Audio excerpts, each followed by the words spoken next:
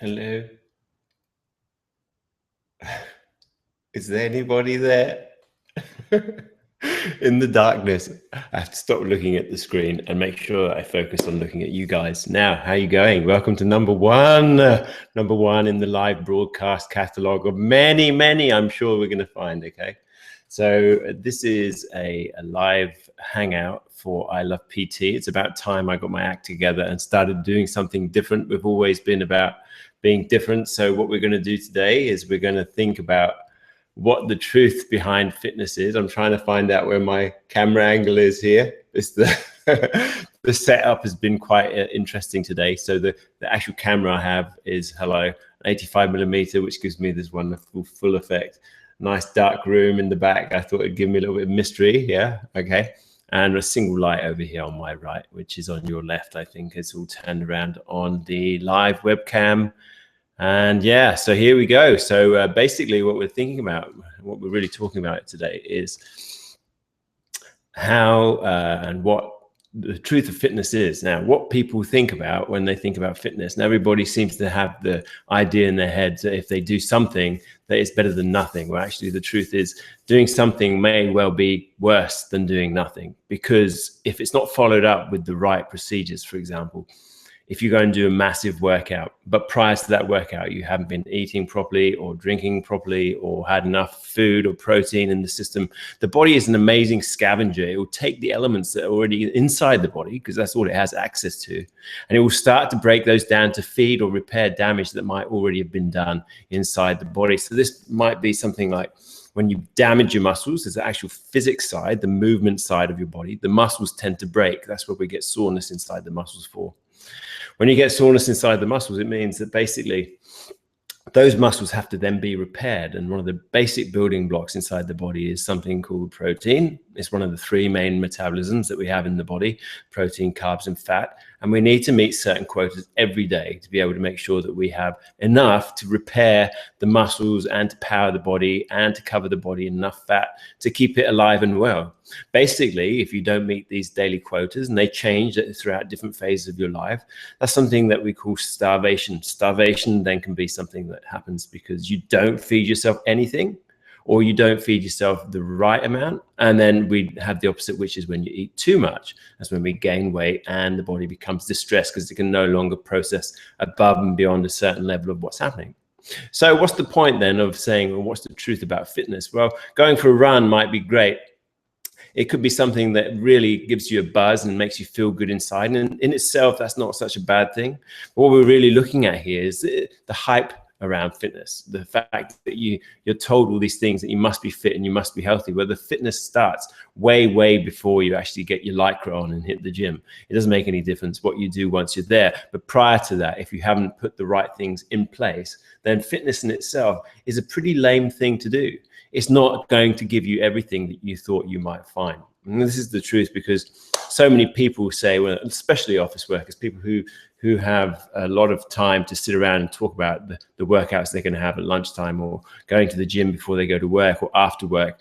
Fundamentally, it's one of these balancing acts that they're doing, something about taking on more food and then going to the gym just to lose it. More logic suggests that you should really just not eat the excessive food in the first place and have a more active lifestyle anyway.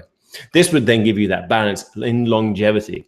When we think about things like alcohol, when the body is poisoned quite literally with alcohol, and it's not that it's a bad thing. I'm indifferent. I used to be a drinker. I drink all the time, quite a lot, to excess, to be honest.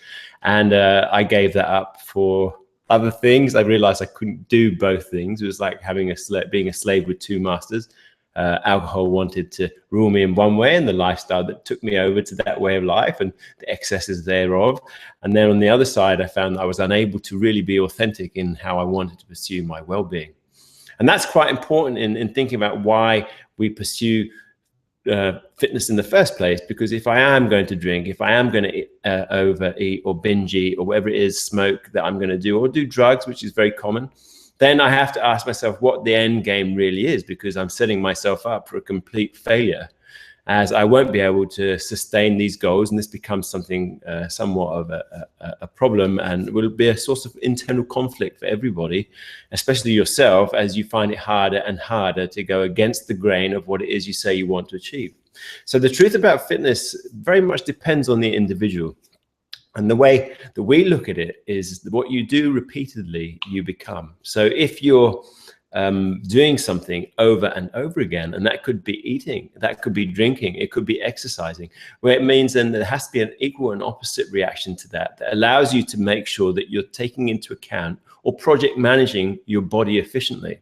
So personally, one of my things is that I will do the exercise that I have to do, but then I'll also be very mindful about what I need to put into the system to make sure I've taken care of my metabolism, to make sure that the food that I need on a 24-hour basis is taken care of.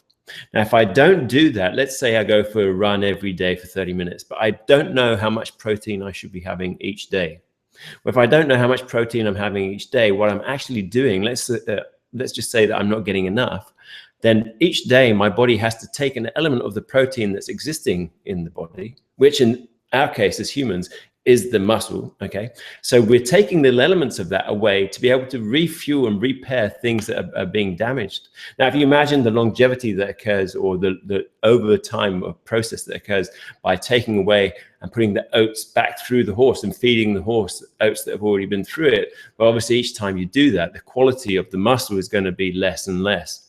So eventually what happens is the body is no longer able to cope or able to sustain that process, because the whole point behind being fit is to make sure that you're on top of these needs the body has, to make sure that every time I do some kind of physical exercise, I'm able to give it what it needs to recover. These are the most important parts, the recovery parts. So, for example, the fuel upon which fat burns is carbohydrate. What helps us to move and think and do all these things is carbohydrate. If, similar to protein, I don't get enough carbohydrate during the day, or during the past few days, or the days following my workouts, then I will be on some kind of seesaw, which will give me all of these incredible swings, ups and downs, and the problems will continue to evolve until I become sick.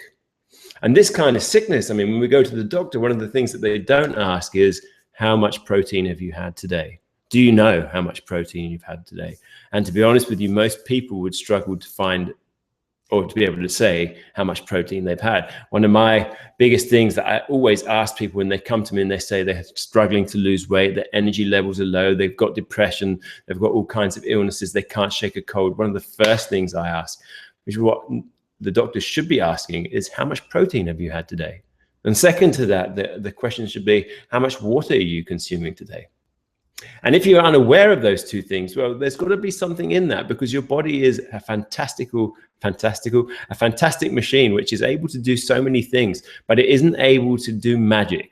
Magic is outside of the realms of what the body can do. Whereas it can do miraculous things that we wouldn't be able to explain on everyday language. Scientists can, I'm sure they can, but we need to be able to make sure that if I'm going to be fit and healthy, I have a good understanding of what it is my body needs in order to do so. So whereas most people might think that going for a workout, seeing a personal trainer, hitting the gym is something that's good, fundamentally, some people could be better off just staying in the office and doing what they habitually do, which is sitting at a desk. Now, if they were eating properly at that desk, it's actually going to be better for them than having a lot of extreme workouts, which don't fit into the context of what it is they're doing every single day. And then they are going to find that they're not going to be pulling their body apart and having no means of recovering, which is the most important part. Now, if you get that balance, the whole yin and yang relativity thing, we always try and think about science. Science is the most important part of fitness. If you can't verify things, then there's something wrong. You will not be able to displace energy.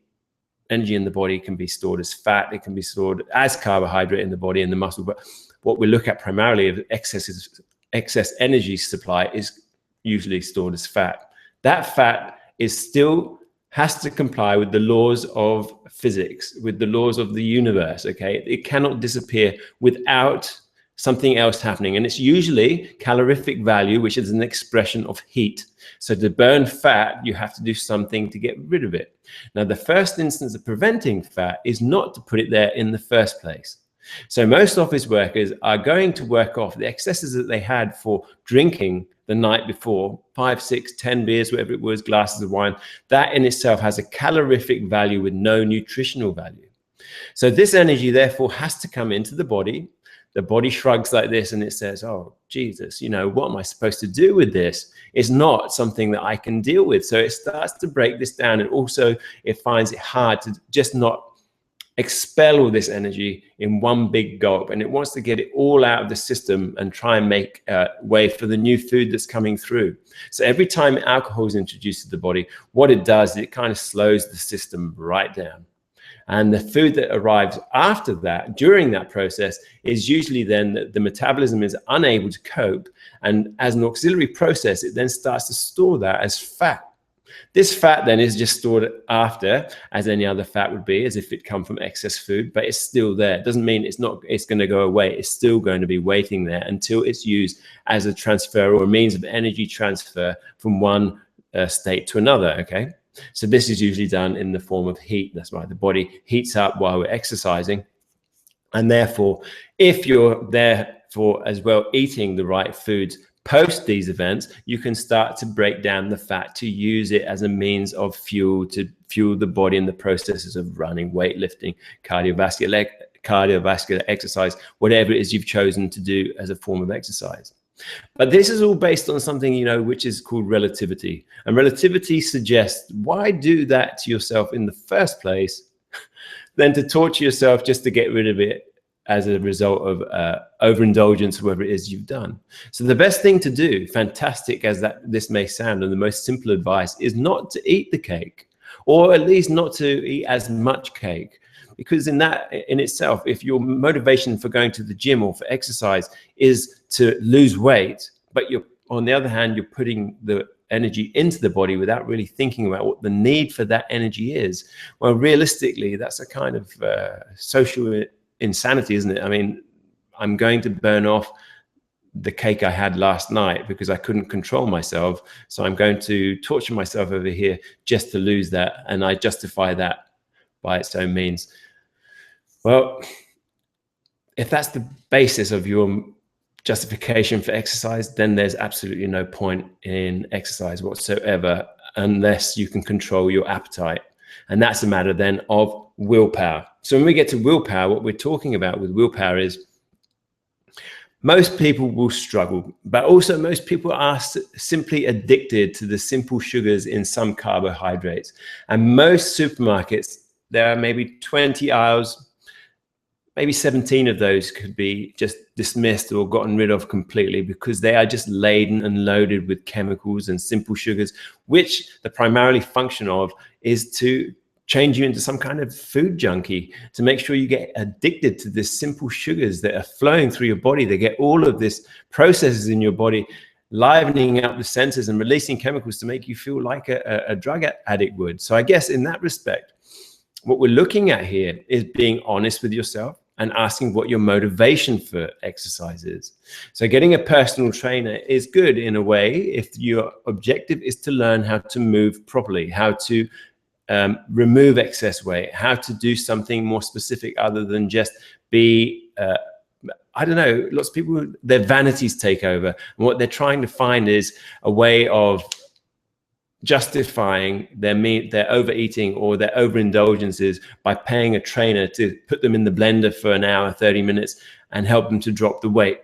Well, realistically, you could save yourself thousands of dollars and be better looking or feel better if you didn't do the first thing, which is to overindulge. And I know that's hard for some people, and it does come down to willpower and being able to say no.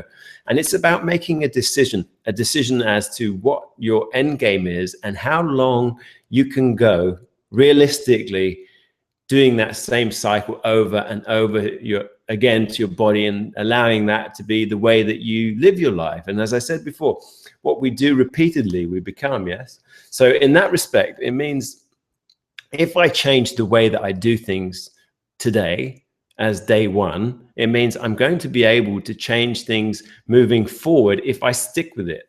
Now, one of the things I always tell my clients is that 5 steps forward and 3 steps back is still progress.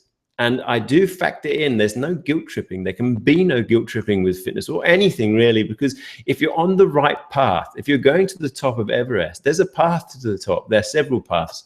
But if you're heading on one of those paths to the top, well, it doesn't matter if it takes you slightly longer. But if you're just heading downward again or off to the side and not heading where you should be going or wanted to be going, then you know there's something that's not quite right.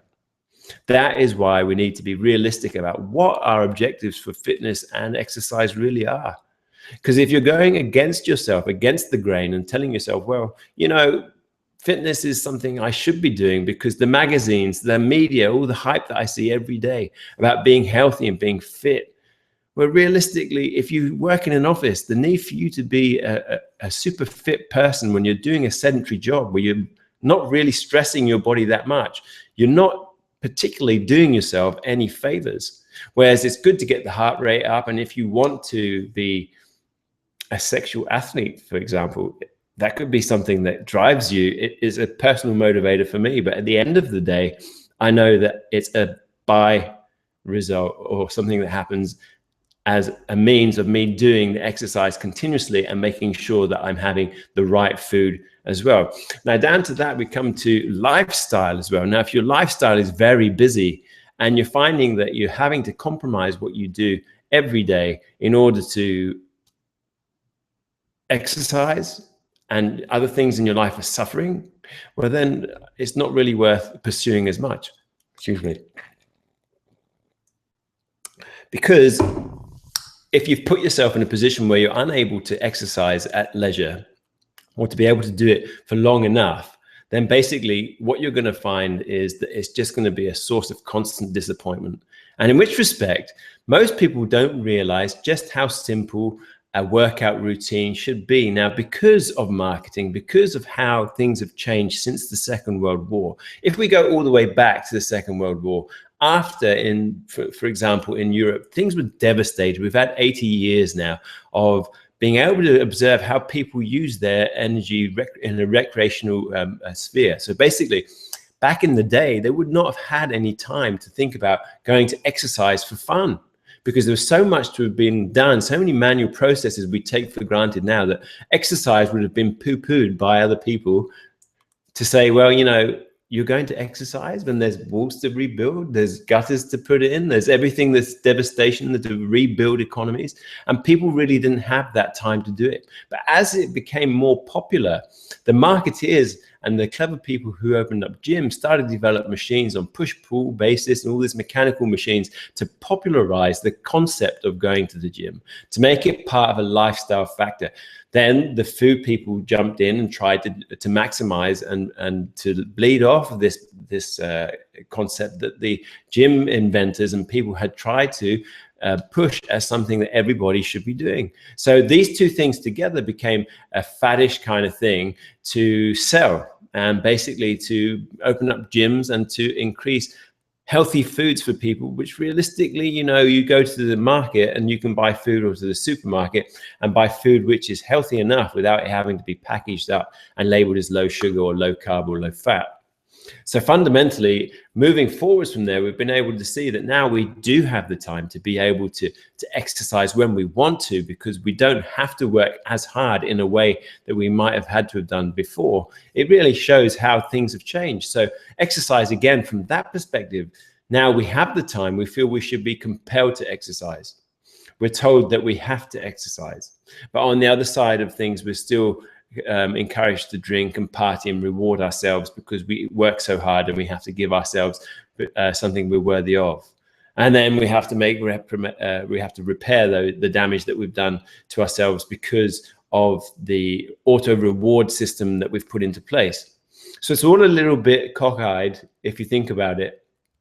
Because most people on this swing of going backwards and forwards and a roundabout of just continuously going through this rewarding and treating and simple sugars and overeating and then overindulging to then punish themselves to drop the weight to get back into a position where they can go and do that all over again. So they never really see anything that's any improvement in the long term. The quality of their muscle, the quality of their nervous system, the quality of their organs then starts to degenerate and is very hard to recoup and recover once that damage starts to happen. Theoretically, then, with the sedentary lifestyle that most office workers have, I mean, let's face it, a good percentage of people these days actually don't move around during the day and they're just planted on a seat. So I guess that means that they have very little exertion in their lives, which is not comparable to what exercise does for them. And whereas they might think that those 30 minutes that they're doing might be have a big impact on their life, when realistically, the other 23 and a half hours of the day, their heart rate isn't really going up at all. So therefore, it's a little shock to the system that they could probably even just do without. So taking all this into consideration, what does it mean? How do we move forward and make sure that we're doing the right thing? I have to make sure that I'm in the right spot here. Okay, here we go. Now, basically, it means that your lifestyle is what you have chosen, and what you choose to do, you make time for if it matters to you. Now, if being healthy matters to you, it shouldn't matter what you look like. If you look fat, but you're healthy and your lungs are healthy and your blood's healthy and you know that you're feeling good and you have no pains and you're not on medication, your heart rate isn't high, then that's what we're really looking for. If you eat well and you don't torture yourself or have this sadomasochist cycle where you keep on overindulging and then pushing yourself into exercise to compensate for this weakness that you have, well, that's something that's more of a psychological problem. And you need to address that first of all. The first thing is, why do I keep doing this to myself? Now, if you need a personal trainer to pull you out of that, it's like an addict who needs to go to rehab, to go into cold turkey, to drop all that shit, because basically you've gotten yourself into a cycle. Nobody really needs a trainer unless there's a specific reason for it.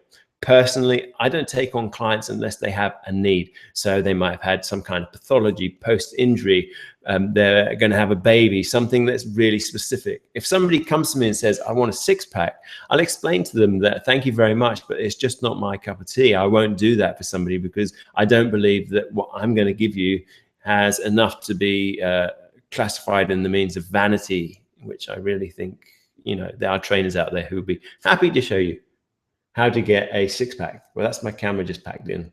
Anyway, so just give me 2 seconds here. I'm going to change that battery on the camera. Give me 2 secs.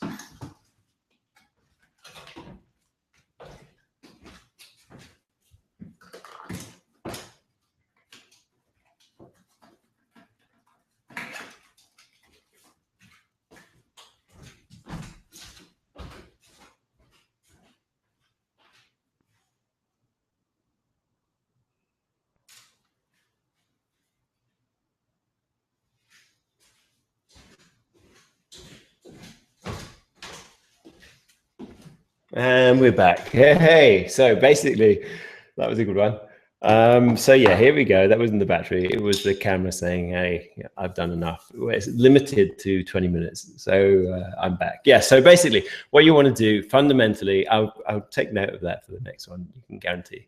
But anyway, it wouldn't be perfect otherwise. I know you're all having so much fun. So once you've figured out in your mind why it is you want to exercise, and if you're really that thick that you can't say to yourself, now I wonder what it is, which one thing it is in my life that's really making me overweight or feeling unhealthy, that is something that alarms me. Because usually when people come to me and they don't know why it is they feel the way they do, my first question is, are you a congenital retard? You know, is there something wrong with your brain that you can't figure this shit out for yourself? It's an energy blockage you have right here around your waist. That's called excess energy, and you're carrying that around with you. And unless you're doing something decisive to eliminate that, it's going to continue to grow. And as sedentary people, you will develop a sedentary illness. It follows, you know, it doesn't need to be supersonic mathematical genius to figure that one out. Now, basically, once we establish that there's something legitimate that we can do for you, basically, then we're going to move into how we can help and how long it will take, the sacrifices that you're willing to make as an individual. Now, if you as an individual are willing to make the sacrifices that are necessary, it doesn't matter how much I'm going to charge you, because I'm going to take you out of the darkness. I'm going to show you how to do it, because evidently you need to learn. And if you learn, you'll be able to apply it for the rest of your life. So like anything you do, a trainer should be able to give you something back that you can carry with you for the rest of your life. Now, I'll admit I've had clients 10 years, 12 years, the same people come back 2-3 times a week. It's great. They like it. They enjoy it. I have spent a lot of time with them, and I have got so much into them to understand this is what they need to do, but they come back out of choice because they like it. But the time that we've spent together, during that time, we've developed something that allows them to understand how their body works, and they start to see the benefit. Now, the long-term clients who've been there for 10 years, their bones have changed, their postures changed, the way they stand, the way their energy levels are has changed. But I'll admit, you don't need to be there for 10 years to get that. If you have something that you really want to achieve, you'll achieve it. If it matters to you, those people who really want to go up will find a way of building a ladder. The people who are there because, I had too much to drink last night and I'm fucked, excuse me, then basically they're the ones who are just going to keep on throwing good money after bad without seeing any changes whatsoever. And that's because they're not willing to take accessible and self-responsibility for themselves. And they feel that handing that over to a personal trainer is a means of instilling that in them. Well, it won't work. It won't work. There has to be somebody who teaches you something, who shows you something, like Kung Fu, grasshopper will learn. And there has to be something, some kind of payoff, some kind of sacrifice on behalf of the client. Now, when clients do actually do that and they're there for long enough, what they understand is that they've managed to achieve something that they will never, ever forget. And it usually comes at a time of crisis. So people who had a stroke, for example, people who have had a heart attack. One woman snapped her neck, one woman snapped her back, one woman had nerves removed, rheumatoid arthritis, all kinds of pathologies that were life-threatening that made them shit a brick. And they had a vested interest in people who were morbidly obese, people who had cancer, people who had diabetes type 2. These are all the kind of people who had taken things too far and left it too long before they did something about it. And my reason for expressing this is the truth about fitness is, yes, fitness is great, exercise is great, but only in a context where it serves a purpose as part of a bigger picture. Exercise on its own will fuck you up. I suppose I'm swearing now, so I guess I won't go too much. That's 3, I think. I can't do any more. But anyway, basically, what we need to be able to do is establish a basis where people can understand what it is they need. Once they've got what they need, then they can find out how to keep that and to build on it to make sure that they don't fall back into old ways. Because that one thing most people want to prevent, most sane people, is to die prematurely from something they could have prevented. Now, I'll be honest with you, there are 2 types of people who come to training. The first person is the proactive person who wants to be able to find out how to have a better lifestyle, how to incorporate nutrition, hydration, all that kind of stuff, move properly, make their posture better, and get a better idea of how to move away from the damage that's been done from sitting at a desk for 10, 20, 15 years, or however long. And then there's the other side of the coin, where there's the people who have had their pathology, and there's a completely different feel to those guys. My heart goes out to them all the time because their faces are so scared and they look so ill and they look so worried. When's the next heart attack going to happen? They realize how it took so much overindulgence for them to get there. And this is one of the things that as a trainer, we see all the time. And it's heartbreaking. And thankfully, I've spent a lot of time learning about this kind of thing, and I find it easier to deal with. But it's very tragic. And most people can avoid that by taking ownership first and ask these questions. How much water am I drinking? How much protein am I getting on board? What kind of sugars am I putting into my body? Simple stuff. And then going back and saying, well, you know, look, if I didn't have that cake yesterday or every day or the beer every weekend, I should feel better. And as you get older, it's harder to make repairs to the damage that you've done. So basically, does the truth about exercise? Yeah, it's good. But first, establish why. Not just exercise for the sake of exercise. There has to be an objective. And even if you're an athlete, basically you have to have an objective as well. Whatever your objective is, to get to 100 days in the program, to go to the Olympics, to break a Guinness World Record, then that gives you a point as well. But if it's just to have a six-pack, no, you're wasting your time and your money. And, you know, if your trainer's honest, their time too. A six-pack comes from good nutrition, not from exercise. And realistically, people who are, they're kind of like parlor tricks that inexperienced trainers give, you know, and if you feel insecure about it, you could go on about it. But basically, six-pack, I couldn't give a shit. You know, what I want to see is people who will age pain-free without medication, who can stand up straight, who can do whatever they want when they want to. That's what exercise is as part of a bigger picture. So holistically, that's what we're aiming for. Now, I guess we've got here, I don't know, I've got one viewer. How good is that? One viewer. It's probably my mum. Hi, Mum. It could be. Well, anyway, it says here that you could ask questions. If you'd like to ask a question, I guess you've got to sign in. But at the same time, look what I've got over here. This is wonderful, isn't it? So over here, I have my showcase. What is it? On the showcase, we have here the pages. This should come up on the side now of all the things that you can look at. So you've got my Facebook page, which has got all the stuff that we put up all the time, you know, every day, a little bit of this, a little bit of that, lots of food tips, lots of stuff like that, you know, photos from training. We're always here. We've got down here a very interesting, so number 4 at the bottom there is something called What Are You Made Of? Basically is a DEXA scan. So this is where we start to sell, yeah? Are you ready? I've got my salesman's hat on. I know we're gonna, what we're gonna do is a DEXA scan. If you're interested and you're in Sydney, because now we're open to the world. This is the best part of this, is that now I Love PT has a global audience of 1 person. But it doesn't matter, because I'm sure the videos after are going to be so fantastically watched on YouTube. So the camera might shut off again. If it does, I'll quickly go over and I'll put it on again.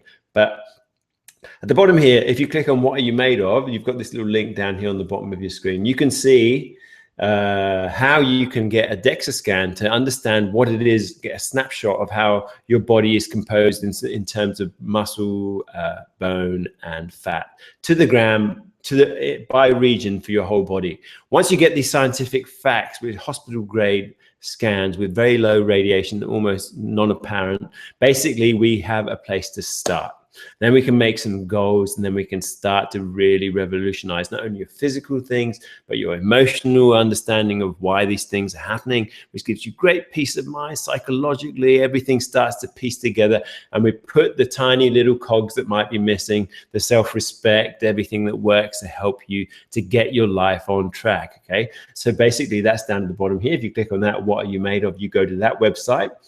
The Facebook page, obviously, you can check and see what we've got. There are more live Hangouts all this week. We've got another 7 at the same time this week, starting tomorrow. I forget what they are, but if you check on the events page, you can see which ones they are, but it's at the same time tomorrow. I'll put that up on the Facebook page. And of course, because I suppose we're moving in a direction that, because look, I've always been like this in Sydney. I've always been the one who's done this kind of stuff and moved forward more so than everybody else. So I've decided I had to do this for free, but in the tradition of being free, there has to be a catch somewhere. So if you'd like to donate, there's a button here that says donate to the cause. That's up to you. Obviously, you know, if it's in 3 or 4 figures, well, that's just awesome.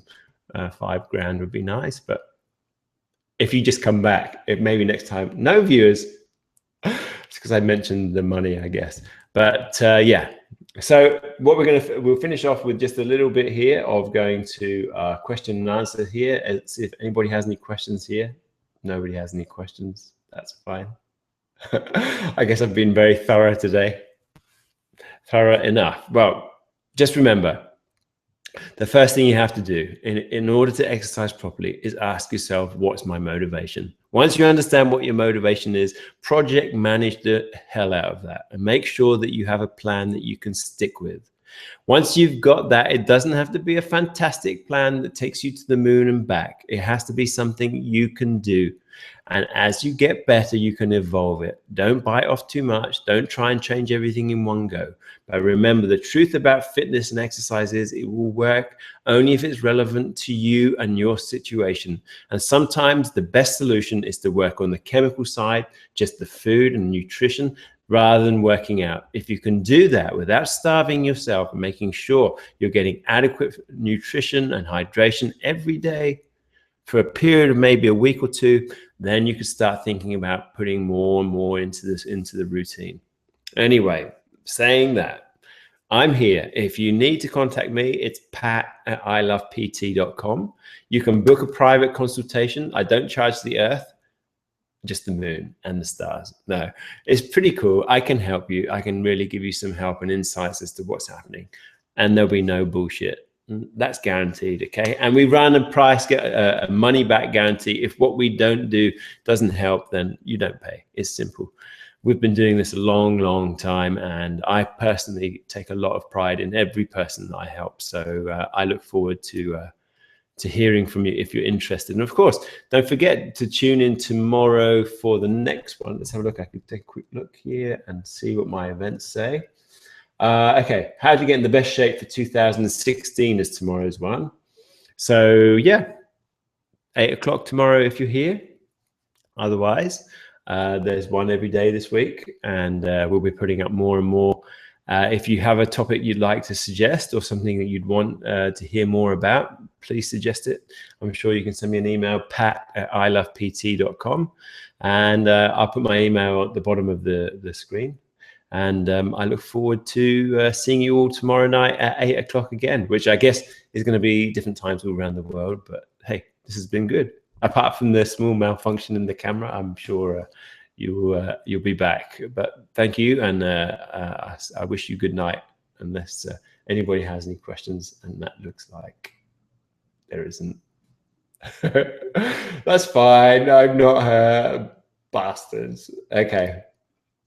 Thank you very much for tuning in, and I'll see you all tomorrow. Bye. Bye.